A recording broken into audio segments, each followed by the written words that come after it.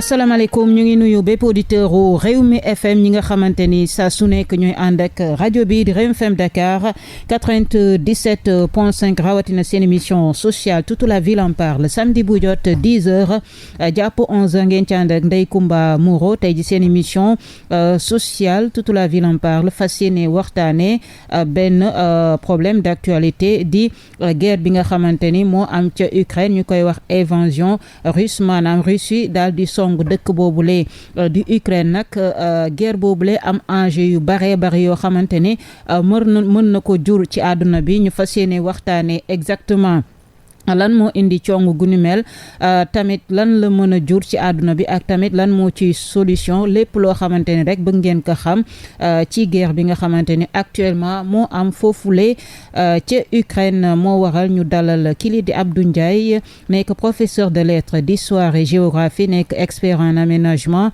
du territoire décentralisation et développement local nekk tamit conseil départemental peut-être suñu ko temps bi maye tuuti daañu waxtaan tuuti ci wàllum développement local ñu lay nuyu Abdou Ndiaye di la dalal jàmm. maa ngi lay nuyu aussi di la fay di rafetlu invitation bi nga ma def c'est la deuxième fois ci beneen émission. ci wàllu développement ak wàllu koom-koomu réew. di féliciter aussi. auditeur ak auditrice bu Rewmi FM ci 97.5 la rajo du bonheur. Voilà ñu lay remercier kon bu baax a baax ci sa disponibilité laaj bu njëkk bu ñu lay laaj dañuy dem directement ci lu indi déclenché lan moo déclenché invasion bi nga xamante ni actuellement Russie mi ngi koy amal ca biir Ukraine lan moo ko déclenché. waaw xam nga problème bi am diggante Russie ak Ukraine du loo xam ne si tey la judd. lu yàgg la. te soo xoolee il faut nga xam li naan géopolitique. Europe ak géopolitique bu Union soviétique. ndax soo xoolee Union soviétique avant que ñuy wax Russie. Il y avait ce qu'on appelle l'URSS Union République socialiste soviétique mu am ay réew yoo xam ne si dañoo nekk ci Europe de l'Est bi nga xamee àdduna bi première guerre mondiale am na fi seconde guerre mondiale am fi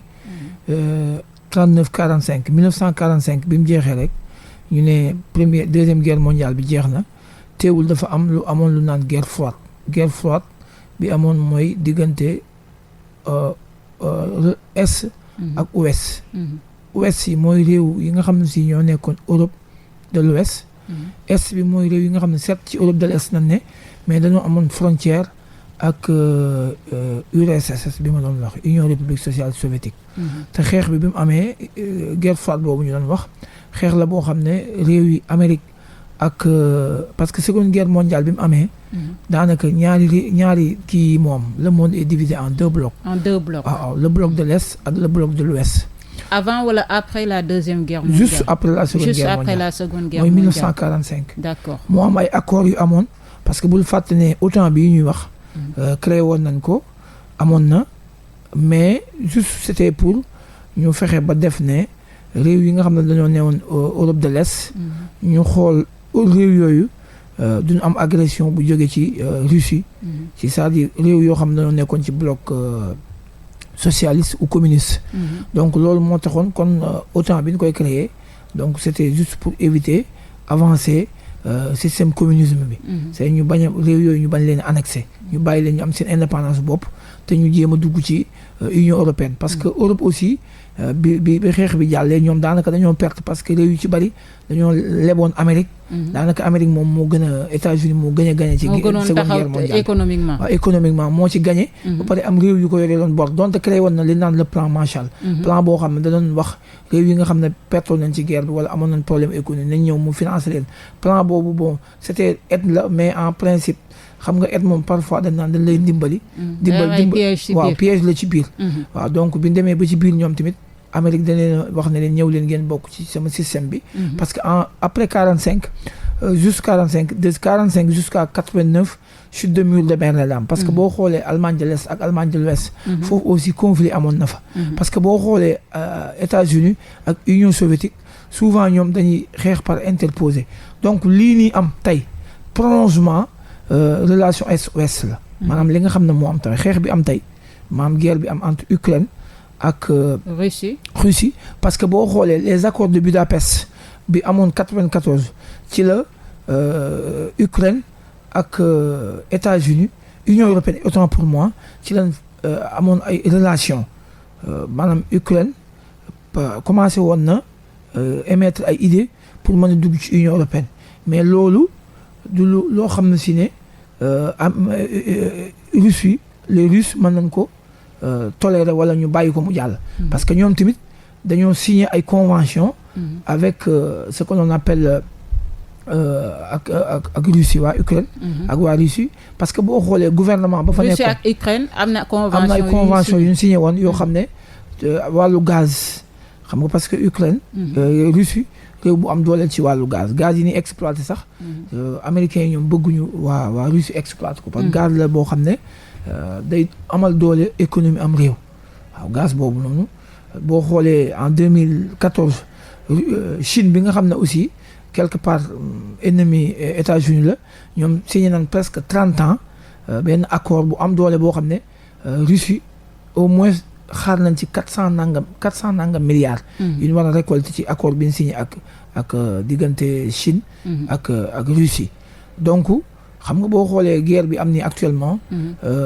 dégguñu position Chine mu condamné fermement la position de la Russie c'est-à-dire Chine condamné position évasion bi mu condamné ko donc te auparavant ñoom signé nañu accord te xam nga en général États-Unis aussi ñoom ñi ngi jox alerte pour Chine bañ a dem Taïwan boo gisee Chine position bi mu yore déjà nit ñi ngi naan est-ce que Chine moom tamit nekkul ci yoonu puisque ñii affaire relation internationale la bu benn réew defee dara rek benn réew mi am na nu muy demee parce que kenn ku ci ne sa intérêt fu mu ne ngay xool c'est-à-dire que les gens là duñ comprendre loolu actuellement intérêt yi moo waral li ku nekk sa intérêt la merci donc benn réew mënul jóge fële rek attaquer Russie wala condamner li Russie di def actuellement dafay xalaat moom déjà ses intérêts économiques boo xoolee sax position réewu Afrique yi boo déggee keroog bi ñu woowee instance onusienne bi ñu wootee pour s'inquiéter de la situation de l'heure boo gisee ñoom bi ñu wootee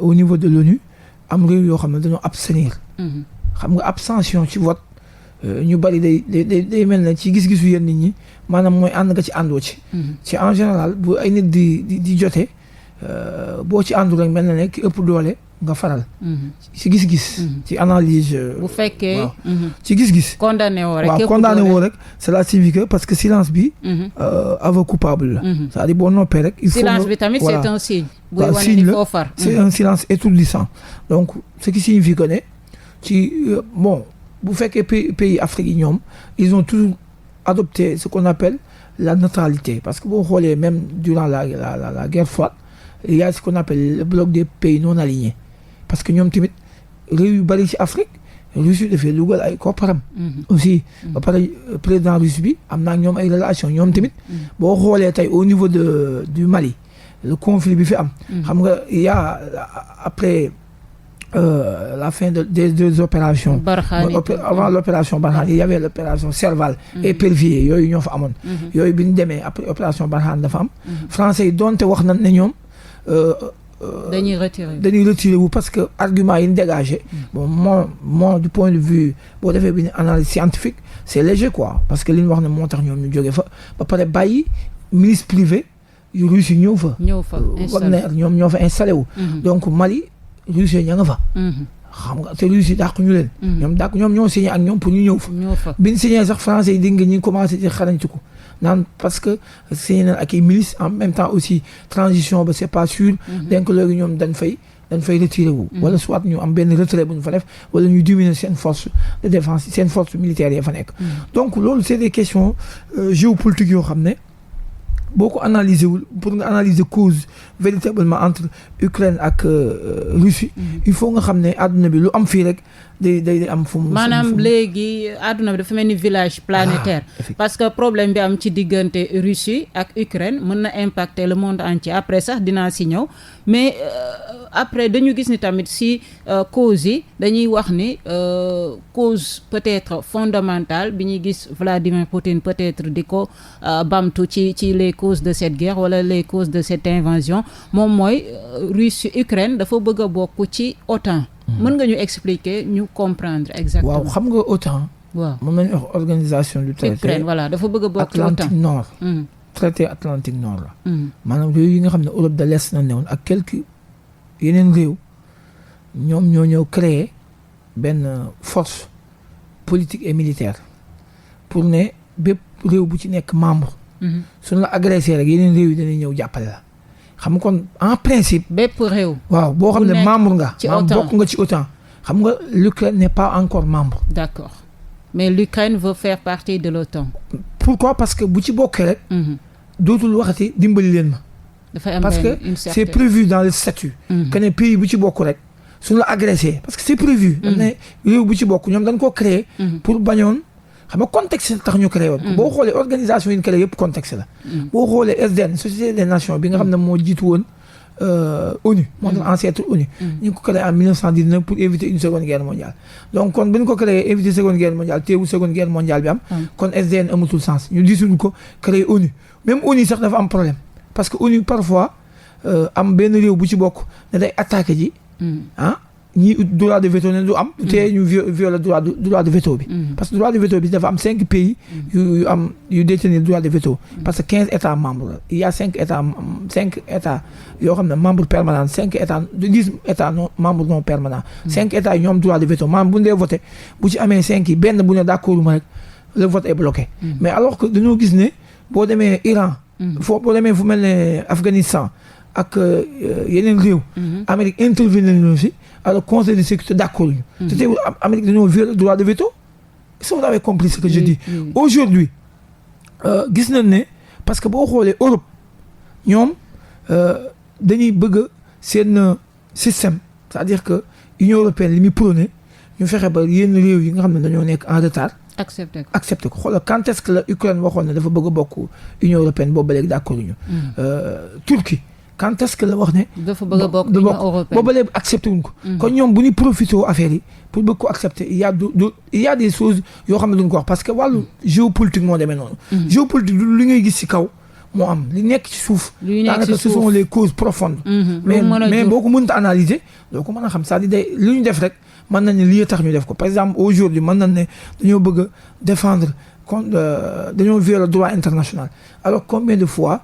États-Unis dañoo violer le droit international parce que dem conseil de sécurité réew yi nga àndal ñu bloqué wat ba yow nga ne da ngay dem te lan lañu waxoon ci Afghanistan dañoo détenir ay armes nangam ak. Irak tamit loolu lañu waxoon dañoo détenir nangam ak. ñoom refusé terroristes yi fa la nekk ak. yaa ngi dégg. yooyu yëpp wax na. avancé wax na ko maintenant boo xoolee en principe le 21 novembre 2013. dafa amoon benn révolution bu amoon boo xam ne si ne Ukraine dañoo décidé woon ne dañuy def signer accord.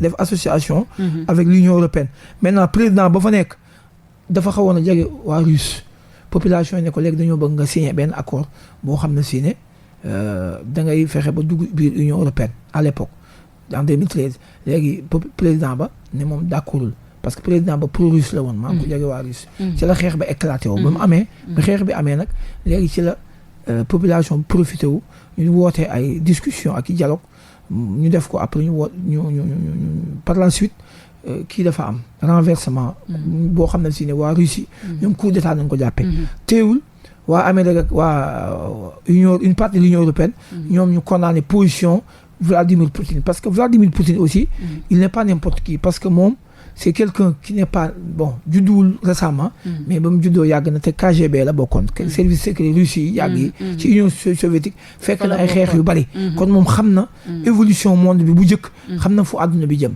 donc xam na lu bari lu mu xam loo xam ne préparé wu na ko ci nga xam ne gars yi moom tamit bu ne Amérique ak une partie de l'Union européenne ñi ngi préparé pour fexeel ko moom fekk na préparé na loolu. moom pare na ba pare. non préparé na. mais lan moo tax Poutine ñu gis ni mënul déggoo ak peut-être États-Unis wala réewu Europe yu bari nu ñuy doxee déggoo wuñ daal dañu gis ni ñoom buñ génnee fii Poutine génnee fële loolu lan moo koy expliquer exactement. waaw xam nga li koy. même avant guerre bi dañu gis ni souvent y a des divergences entre. xam nga li koy expliquer mooy. waaw xam nga affaire géopolitique c'est-à-dire que man ak yow suñ defee ay signature.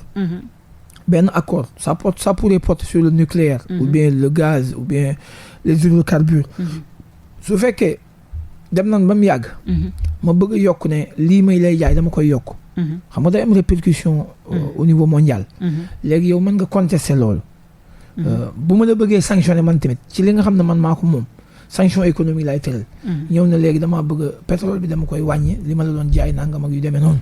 yooyu day indi ay problème beneen bi mooy. Actuellement monde planétaire la ne comme ni nga ko waxee en début de l'émission.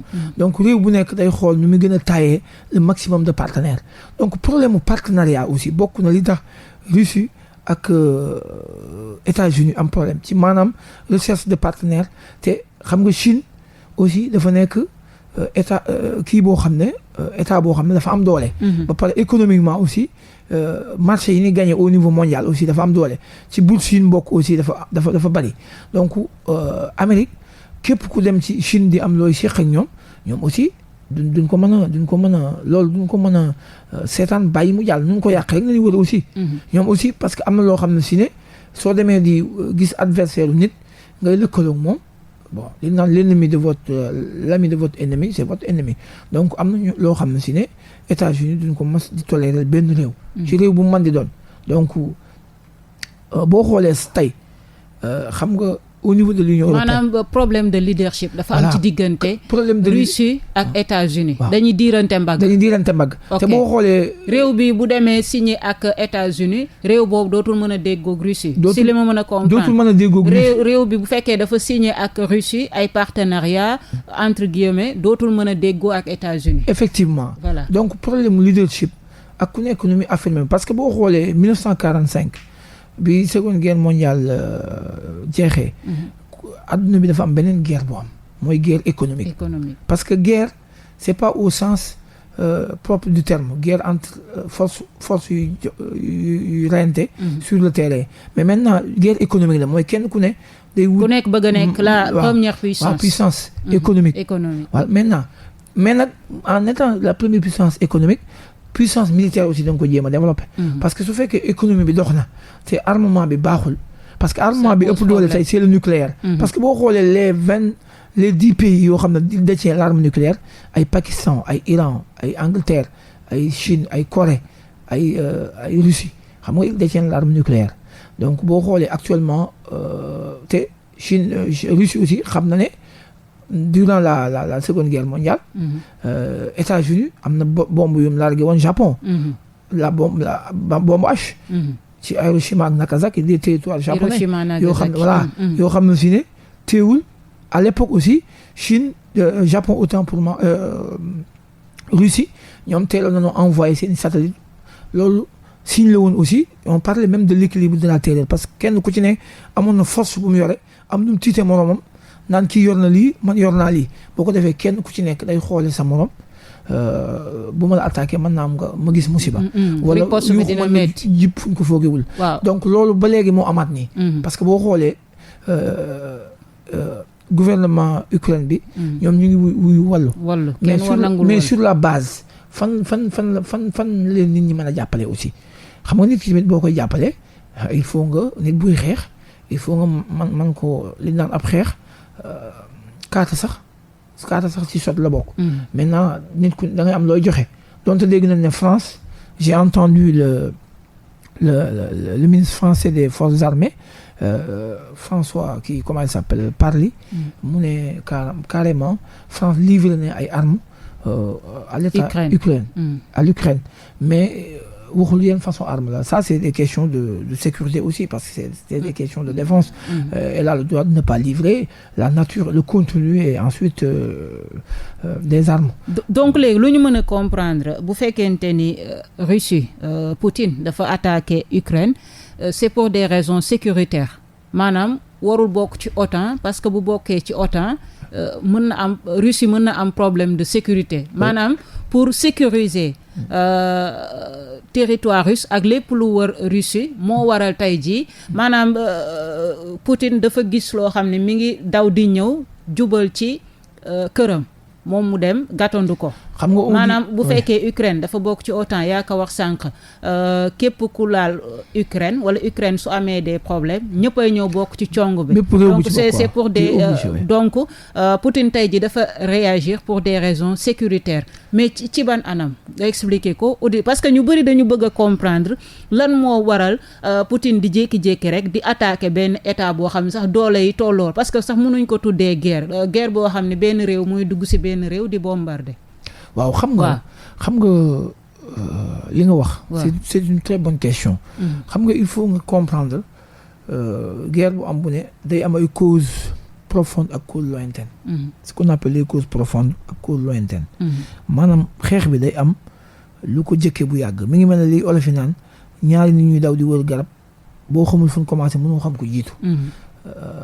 benn bi mooy xam nga Ukraine. ci Union soviétique la bokkoon URSS. URSS 89 bi mu éclaté woo léegi ñoom réew yooyu kenn ku ci ne dafa jël sa indépendance 91 Ukraine dafa am indépendance Russie am indépendance am. xam nga Russie ak Ukraine ñoo bokkoon benn bloc suñu bekkee benn bloc léegi au niveau de l'Union européenne ñi ngi fexe ba réew yi nga xam ne fii parce que boo xoolee Russie c'est au niveau de l'est la nekk ci Ukraine. réew yooyu noonu. Union européenne day fexe ba ñu dugg ci biir Union européenne. maanaam xam nga boo demee ay Pologne ay Hongrie Lituanie Lettonie réew yooyu yëpp ñu ngi dugg maanaam réew yi nga xam ne ñooy nekk bloc l'Europe de l'Est. xam nga Ukraine ci la ne ñu ngi doon dugg ci biir Union européenne. léegi bu ñu duggee ba jeex mais cela signifie que ne. complètement Russie dee na d'abord. ça il faut le savoir aussi. la mort de Russie waaw dee na beneen bi mooy bu fa duggee rek. nekk na ci Union européenne léegi na am na bloc bu mu bokk. day amaat 1000 sens aussi dugg ci OTAN. parce que mën nga dugg fii. comme mën nga dugg fii bañ a dugg fii. te su duggee ci OTAN rek maanaam force ba ne ci OTAN dootul nekk réew comme ni nga waxee sànq. benn réew nañ attaqué. comme ni guerre bi demee nii. mais day mel ne kon. waa OTAN rek Europe ci boppam Europe bépp ñoo dajaloo di xeex Russie. bu boobaa xam nga fii moment bi problème bi am mooy xam nga mi ngi demandé aide. pour ñu jàppale ko. mais bu fekkoon ci OTAN la nekk Union européenne du demande aide. parce que xeex bi dootul nekk xeexu Russie kese ak Ukraine. mais fii ma tey ku ci dugg da ngay jàppale da ngay sotle quoi. mais en général du soog xeex kuy sot maanaam bu ko ci xeex comprendre nga fi ma bëgg a. donc loolu la Poutine di bañ. Poutine loolu lay bañ beneen bi mooy États-Unis aussi depuis 45. il y a ce qu'on appelle l'unilatéralisme l'American way of life. Amérique ñoom ils étaient les gendarmes du monde. ñoom dañoo jàpp ne adduna bi ñoom ñoo war a contrôler adduna bi. ci ñoom rek la war a tourner. beneen réew wut affirmer ni économiquement ni militairement moo tax boo xoolee réew yu ci bari bu ñu bëggee développer l'industrie nucléaire danaan leen il y a une convention de la non prolifération des armes. du nucléaire xam nga Iran tey problème boobu la amoon nag. le nucléaire iranien waaw. ñu ne ko léegi bu ngeen développé seen nucléaire mais pourquoi yow nga yor dara ne ma li nga yor. léegi na arrêté bu ko keneen yor. te man ma xam ne ëllëg mën nga maa. attaqué ëllëg mën naa def dara wala ëllëg dara nga ñëw attaqué ma ne ma bu fi def xoqatal ma mi ngi mel ne nga bëgg a xeex ak man ne ma léegi. man damay yor paaka yow doo yor dara. waaw sànni li nga yor léegi man ma kii est-ce que vous avez compris. oui. c'est-à-dire loolu nag c'est une réalité qui existe c'est-à-dire que mënoo yor nucléaire réew yu bari yor nucléaire Inde yor na nucléaire Pakistan yor nañ ko Corée yor nañ ko beneen réew bëgg ko développer pour yor ko nga ne ko doo ko yore léegi nañ signé accord yu mel noonu. réew yi d'accord yëpp mooy réew yu ko yor ba pare. mais réew bu ko yorul te bëgg a avancer tiit ëllëg ñu kii la. mais suma maam da doon wax góor bu bañ a daw il faut mu yor ngànnaay.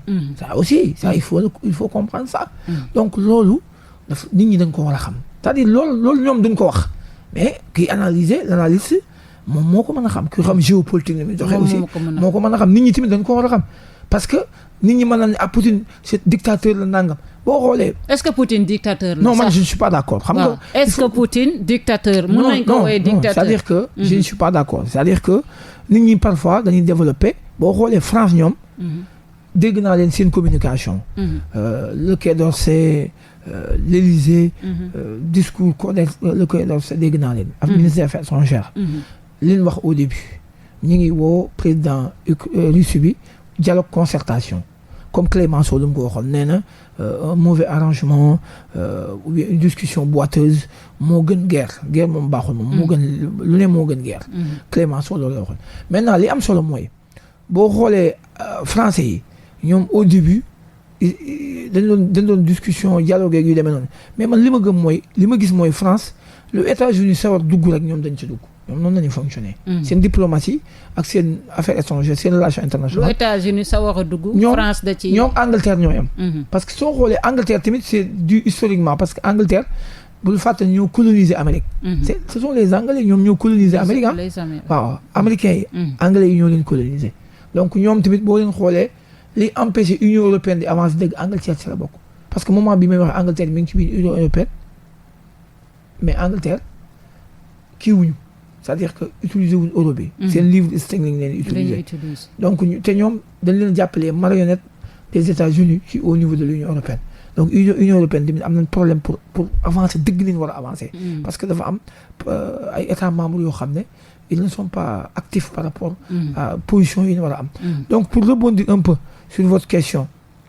Poutine dictateur la. non Poutine man du ma ko considérer comme dictateur. c'est pas parce que on a des prises de position autoritaires ou bien on veut am looy bañ. parce que boo xoolee Russe ak Ukraine am na historiquement état lañu yu am ay relations yoo xam ne c'est dû à des facteurs historiques linguistiquement aussi il y a des facteurs géographiquement aussi il y a des facteurs c'est-à-dire fépp fu ñu ko jëlee Russe parce que boo demee une grande partie de l'Ukraine c'est des Russes boo xoolee naan les russophones. ou bien parce que Ukraine am na ñaari pàcc russophone yi ñeneen boo xoolee bi ñu nee dañuy dugg Union européenne. bi ñu xoolee ñi ne d'accord ñu. ak ñi ne d'accord li ñu rawantee bëriwul. am ñi d'accord dugg ci biir Union européenne bu ñu ëppee sax li ñu ëppee ñee bëriwul. parce que boo xoolee l'est ak le côté oriental ay ñoom presque ay russe lañ. comportement russe lañ langue beeg. seen religion yi ñu yoree. orthodoxe yeeg yooyu yëpp. par rapport ak l'est bi beneen côté bi nga xam ne. ouest bi xam ne ci côté Union européenne Europe nañ gën a nekk boo xoolee c'est pas pour rien depuis 2014 Russie annexé na Crimée pourquoi États-Unis ñëwuñu kaas ko boobu ba léegi 2014 ak léegi ñaata at la c'est presque 8 ans. 8 ans ba léegi pourquoi États-Unis ba Russie jógee ne day dem ci. annexé na Crimée annexé ko ay ati at États-Unis réagir ñu pourquoi mu am ay territoire yoo xam ne ñu ngi ci biir Ukraine au nord et une partie de l'est toujours yoo xam ne si ne Russie da ko moom téyel ko boppam dafa placer ay nitam lu tax boobu ba léegi États-Unis waxuñu dara lu tax boobu ba léegi conseil de sécurité aussi ñoom décidé woon bu yàgg ne arrêté ñu xaar ba li naan beaucoup d'eau ont coulé sur les ponts. loolu lépp am fi kaasuñu ba tey moment bii nii contexte bi. c'est-à-dire contexte bi c'est purement pour défendre des intérêts purement économiques. parce que aussi pour tailler la part du lion parce que nouveau ordre mondial bi nga xam ne moo war a am.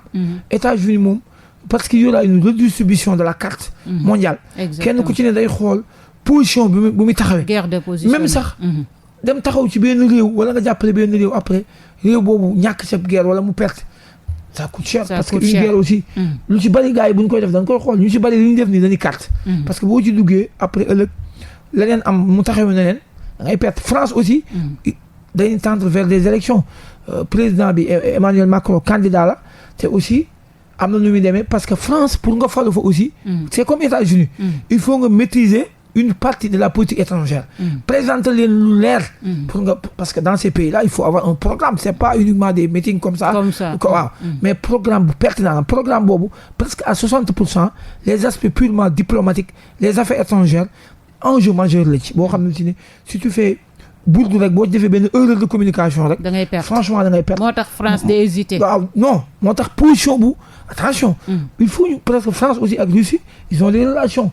ñoom du ñëw rek États-Unis wax leen donte États-Unis leen gën a kii tamit du tee ñu am nu mu tëddee. mais Russie lan lay peser ci monde bi militairement et économiquement.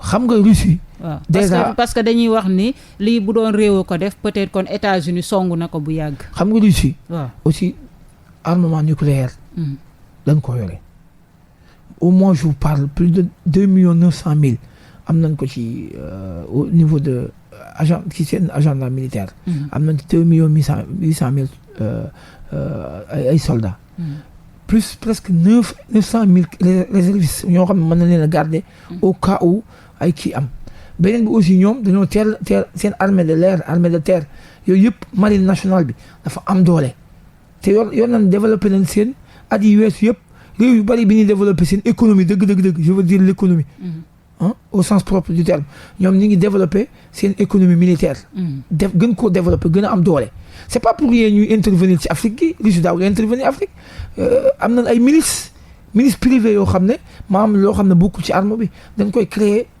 force yu graaw yu spéciales yu graaw yoo xam ne intervention yu est-ce que mën nañu jàpp ne comme li nga évoqué ni États-Unis dafa xaw a ragal Russie non il y a l'équilibre militairement c'est-à-dire durant la guerre froide il y avait l'équilibre de la terre entre les États-Unis et la Russie et l'URSS li nga xam ne Russie ci la bokkoon équilibre de la terre boobu ba léegi mi ngi am ba léegi États-Unis lu mu xam ne moom nit yor na ko mën na wax ni communication ni ñuy wax daan ne on va menacer on va faire ceci c'est pas pour rien ñu woote daan ne nañ leen woote jàmm mais su leen leeroon ne suñ songee dóor mu daanu dañuy bàyyi ñee def la ñuy def ñu dal seen kaw ñu communauté bi dajaloo ñu def seen kaw. kon dañu ragalee Russie si am na lu leen ragal non si militairement am na lu leen ragalee. et économiquement fan la Russie tëye réewu Europe yi ak tamit États-Unis xam nga réew yu bëri moment bi nii économie wàllu blé wàllu gaz réew yu bëri dañuy importer te Russie pays la buy exporter mais donte xam nga Russie xam na ne réew bu am doole la buy def exportation à presque à 60% je veux dire même à 65%.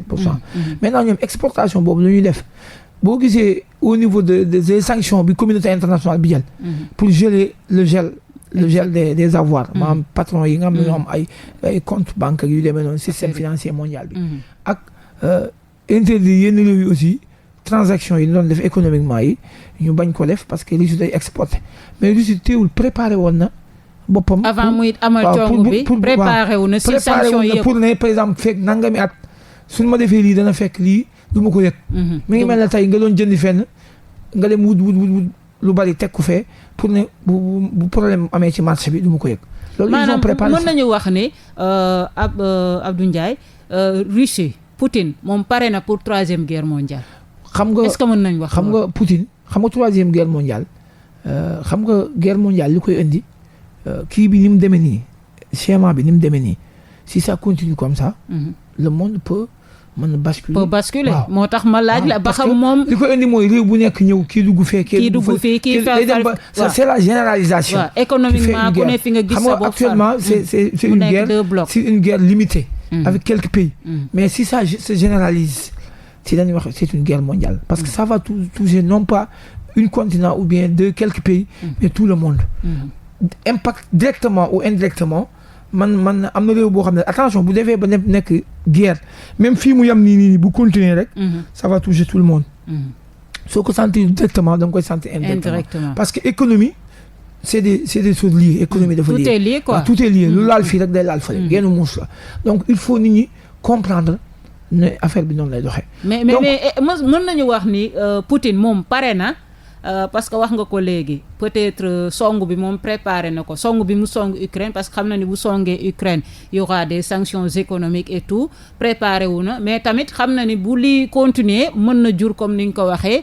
2 blocs guerre mondiale ñii far fii est-ce que mën nañu wax ni Poutine moom dafa pare pour une 3e guerre mondiale est-ce que moom dafa pare carrément xam nga Poutine parce que à un moment donné gis nañ ko mu menacé ne bépp réew boo xamante ni dugg na ci mbir mi surtout militairement dana la dundloo loo mësul dund on a vu ces déclarations waaw xam nga soo xoolee même Ukraine sax yore nañ fi ay bor Russie yoo xam ne Russie da leen a mujj bàyyee bor yi may leen ko donc kon Ukraine am nañ ay bor au niveau de Russie yoo xam ne si Russie da leen ko mujj bàyyeel au niveau gaz bi nga xam ne Russie da koy doon da doon ci importer da doon ko exporter jëmale ko Ukraine donc kon du point de vue des transactions ou bien du point de vue des relations entre la Russie et l'Ukraine Russie servir na lu bari Ukraine est-ce que vous avez compris. oui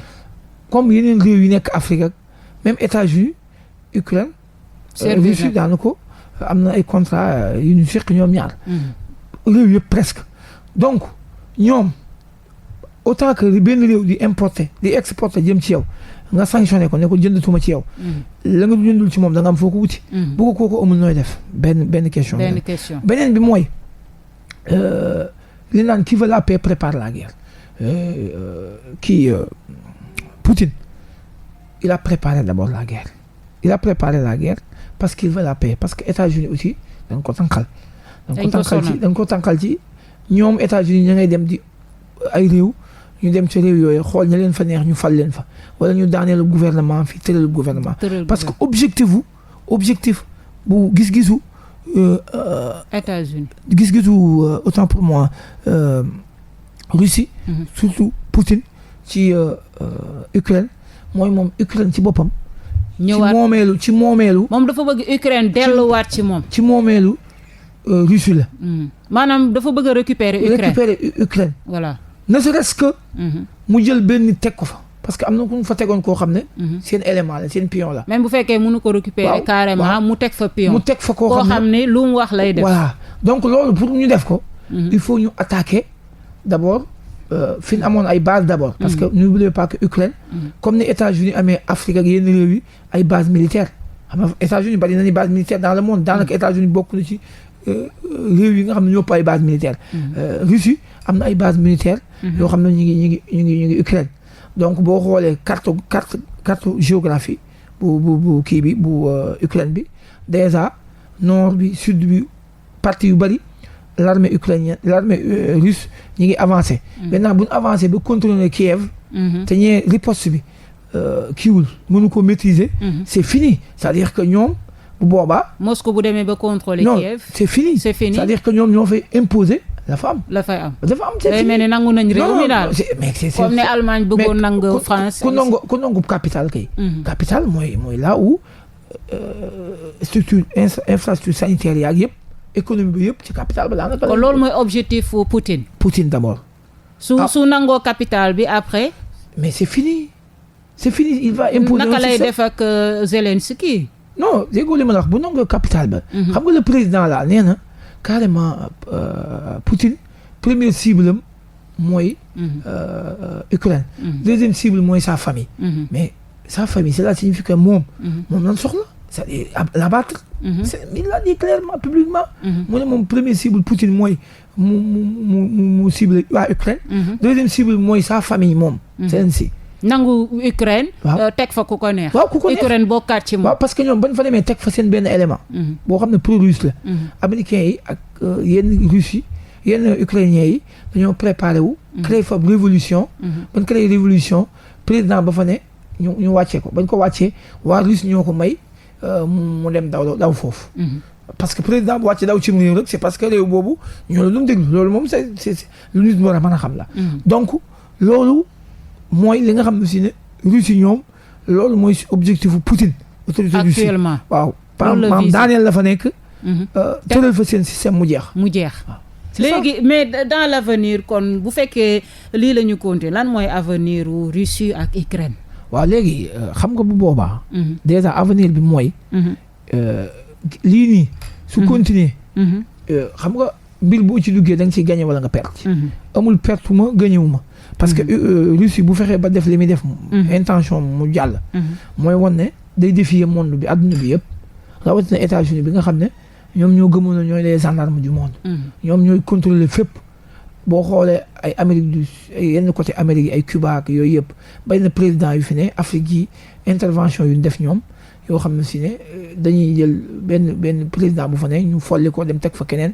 créer fa Afghanistan américains yi gis nañ ko def Iran Libye c'est ça les France réew yu bari ñoom ñoo dem def fa leen fay def mais communauté internationale mi ngi fi les instances onusiennes ñi ngi fi pourquoi il n'était pas kenn waxu ci mais ñu bëgg a condamner waaw te beneen bi gën a garaaw mooy fële mooy Chine aussi am na ñu ne mi ngi préparé mi ngi yëgal ay tànk pour dem Taïwan parce que Chine tamit jàpp na ne Taïwan ñoom seen propriété la. comme ça li Poutine def Ukraine. waaw actuellement Chine bëgg na ko def Taïwan. boo xoolee Chine. waaw objectivement li tax nangu te condamné l'agression bii nga xam ne si moom la Russie def. te moom Chine déggoon naa nee naa la en 2014. Chine na ak convention ak kii Russie. portant sur le gaz pendant une durée de 30 ans avec un coût de plus de 400 milliards. donc xam nga loolu lu tuuti. kon relation te boobu boo xoolee contrat yi ëpp doole ci àdduna bi la. ci wàllu gaz. donc ci wàllu blé aussi am na yeneen contrat yu am donc loolu su amee Chine du gaaw a dugg ci affaire bi te Corée de l'autre côté aussi. Corée ñoom neexuwuñ ak États-Unis. ak États-Unis defuñu ne. est-ce que vous avez compris. États-Unis aussi day xaw a tuuti. mais soo attaqué ñu ne mën nañu ñëw allié ak Russie et tout. parce que ñee ku woon ne gis nga képp koo xam ne nee nga ànduma ci dara. mooy Russie nga àndal. képp ku ne ànduma ci dara. rek Russie en général Russie nga àndal wala da ngay tiit la dal kee dal la. position au Sénégal si invasion russe en Ukraine. xam nga Sénégal ban jàng nga ci am président Sall def na communiqué ban jàng nga si am. xam nga communiqué bi d'abord. c'est bien j'ai bien lu le communiqué. J'ai lu aussi même la note verbale je dirais même du ministère des Affaires étrangères parce que ñoom bi ñu xamee ne dégg nañ benn information bu nit ñi wax ne am na ay Sénégal yu bëgg a porter volontaire ils ont dénoncé ça d'ailleurs ils ont même woonan ambassade bu kii bi bu Ukraine bi ne Sénégal pour rappeler ko kii bu fekkee loolu am na mu arrêté parce que convention de Vienne bi nga xam ne mooy régir les relations diplomatiques entre les pays du nangu di def yu mel noonu parce que ce sera même c'est porter atteinte à l'autorité d'un État. Maintenant Sénégal aussi mbir bu amee doo ci gaaw a sóobu trop. Bon quelque part attitude de neutralité réewu Afrique yi yàgg nañ ko jël par rapport ak guerre bu amee ci àdduna bi. réew yu bu ñu guerre surtout réewu Afrique wala bu ne Asie yooyu bu ñu guerre Afrique réew bu mel ne Sénégal yàgg na jël benn attitude de neutralité. abstenir neutre ci. parce que c'est pour avoir parfois plus de visibilité avoir plus de cohérence par rapport à une démarche future parce que boo teelee dugg rek mën nga dem après nga analyser aussitôt daal ne bu ma yëgoon position bi laay jël donc il faut être parce que la diplomatie aussi parfois c'est aussi la retenue c'est l'élégance c'est aussi il faut être un peu réticent et bañ a être actif toujours. Macky lu mu wax baax na wala parce que moom dafa teel a wax de. guerre bi dafa éclaté 2 jours 3 jours mu bind au nom de l'Union européenne de l'UEMOA. waaw non bind ne ñu ngi condamné pour. condamné ce qui se passe rafetlu wuñ ko. guerre moom kenn mënu ko rafetlu d'abord. kon mën nañu wax Macky Sall il s'est déjà positionné. non c'est une position parce que sànq nee nga ku condamné wu rek ca ka ëpp doole nga far. waaw mais est-ce que mën nañu xam ni comme dafa rangé wu côté France wala États-Unis. je dirais pas que cette fois-ci que il s'est rangé derrière les États-Unis mais je dirais quelque part que il a observé certes une acte de neutralité c'est pour avoir plus de lisibilité parce que tey sous organisation bi nga xam ne Macky Sall il n'est pas n'importe qui parce que mooy assurer actuellement présidence de l'unité africaine donc tey unité africaine bu ñu décidé woon il sera obligé mu suivre loolu à la lettre. waaw moo tax ma wax la ni moom donc. xam nga sa réaction am na solo. waaw am na solo. mais li mu def tamit parce que tey position yi mën na varier on peut avoir des positions graduelles mën nga wax nii tey après nga positionné wu nii xam nga nit ñi ñu bari loolu noonu xamul ci wàllu géopolitique. wàllu relation internationale.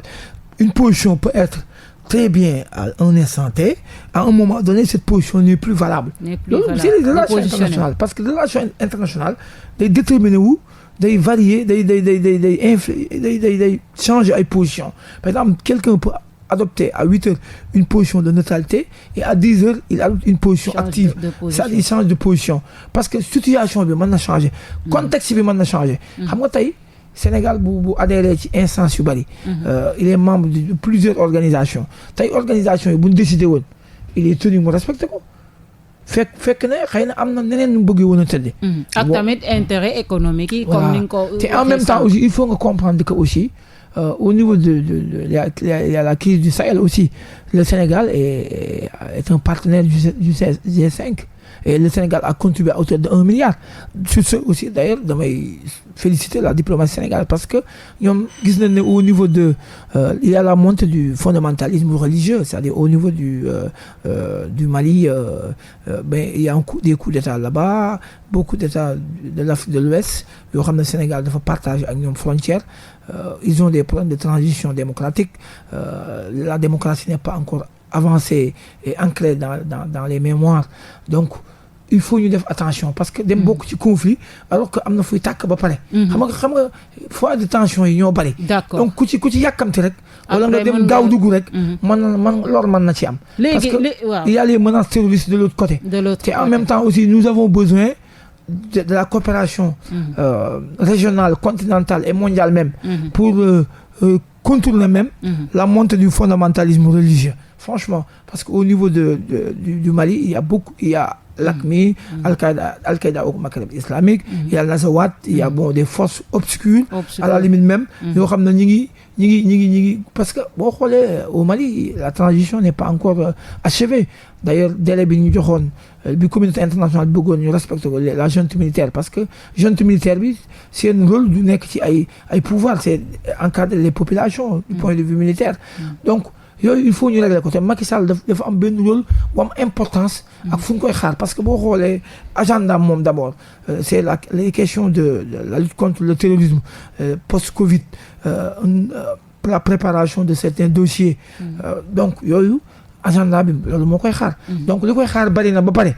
soo demee nga yokk ci leneen di ngeen di sa problème ça va yu ñuy régler. Juste quelques minutes moo ñu dese 1 minute 2 minutes est-ce que Russie mi ngi peser au Sénégal? Effectivement, parce que Russie am na lu muy peser parce que je me rappelle que il y avait des Sénégalais yoo xam ne l'enseignement supérieur am na Sénégalais yu nekk Russie yu fay jànge. D'ailleurs sax je crois que c'était dans les années 2008 ou 2009 am na benn Sénégalais bu santoon Sarr de côté Dagana yooyu. bu masoon a assassiné bu doon préparer thèse de doctorat bu doon ko soutenir. ñu masoon ko assassiné en Russie. Donc am na ay d'abord Sénégal ak Russie am na Sénégal yu ne Russie di jàng. Université Anta Diop bi boo fa demee am na département russe ñoo xam ne russe nañu jàng. Mais économiquement est-ce que Russie am na lu muy apporter Sénégal relation diplomatique? Ils ont de très bonnes relations diplomatiques. Russie et le Sénégal. Non, ils ont de très bonnes relations. Oui. Le Sénégal et la Russie, mais am na yeneen réew ay Chine ay Turquie ñoo gën a actif. Mais économiquement est-ce que Russie bokk na si ñuy jàppale l'État du Sénégal? Si ñi ngi jàppale État du Sénégal parce que signé nañ ay conventions ñoom seen biir. Certes le volume de ces conventions n'est pas aussi déterminant que ça mais teewul am nañ ils entretiennent de très bonnes relations franchement. kon tey jii peut-être bu guerre mondiale amoon sûrement Sénégal wala Union africaine dem soutenir Union européenne, l'OTAN et les États-Unis moo gën a adéquat économiquement que muy soutenir Russie du fait que li muy am ci ñële amu ko ci Russie. xam nga le Sénégal premier partenaire. Je dirais actif du Sénégal, c'est la France d'abord. La France d'abord. Parce que du point de vue historique, nos relations ne datent pas aujourd'hui. Même après les indépendances, ces relations continuent, mais d'une autre manière. Est-ce qu'on comprend là? Il y a des conventions, il y a un partenariat militaire, économique, scientifique et tout ça. Au Sénégal, c'est avec France. France, donc, maanaam France ni mu mel ci Sénégal beneen réew ci monde bi mel ko ci Sénégal. D'abord, c'est des facteurs naturel quoi. C'est naturel, c'est des facteurs historiques qui expliquent ça. Maintenant, cela ne signifie pas que aussi que France peut-être fu mu jëm loo Sénégal fa la jëm wala yu demee noonu.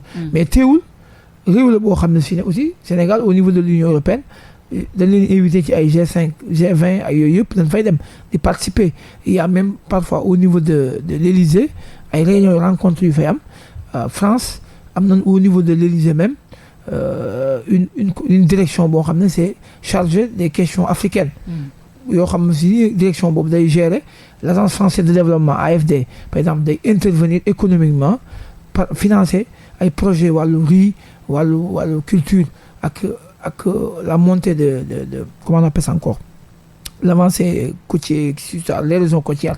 boo demee fu mel ne Saint-Louis l'AFD l'Agence française de développement day intervenir.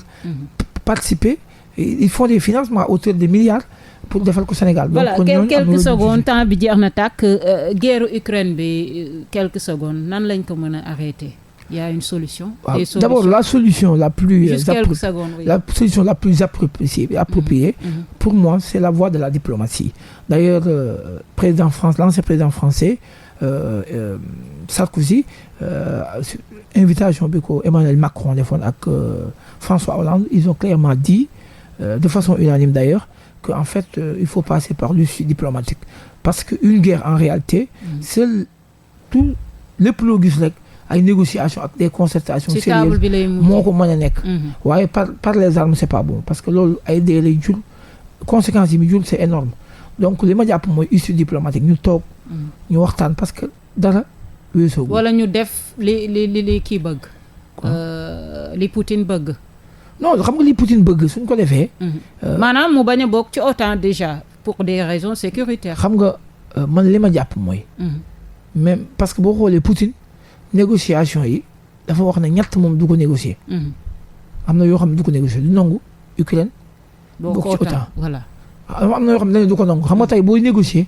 ne am na loo xam ne du ma ko nangu déjà négociation bi day bloqué wu day bloqué wu parce que moom li muy bañ a nangu loolu la nit ñi bëgg ñee leen bëgg xam nga comprendre fi ma xam def kon day jafee réglé mais nag li ma bëgg a wax mooy première solution ba am li nga xam ne si mooy c'est la voie diplomatique moom mooy unique solution voilà Abdou Ndiaye ma bàyyi la nga tàggoog auditeurs yi waxtu bi jeex na waaw ok donc maa ngi leen di remercier ci invitation bi xam nga affaire Russie bi ak Ukraine bi moom yaakaar naa ne c'est vaste quoi c'est vaste parce que am na yeneen facteurs yi sax yu parce que c'est géopolitique quoi c'est les relations internationales c'est complexe quoi donc mais kon maa ngi remercier encore auditeurs yi Rewmi FM la radio du bonheur di la invité yow madame Moreau ak sa kii bi technicien bi di invité aussi seen patron bi si je ne me trompe pas c'est Mbagnick Diop bon koo xam ne fierté la aussi di liggéeykat di nit ku baax aussi franchement lii lu rafet la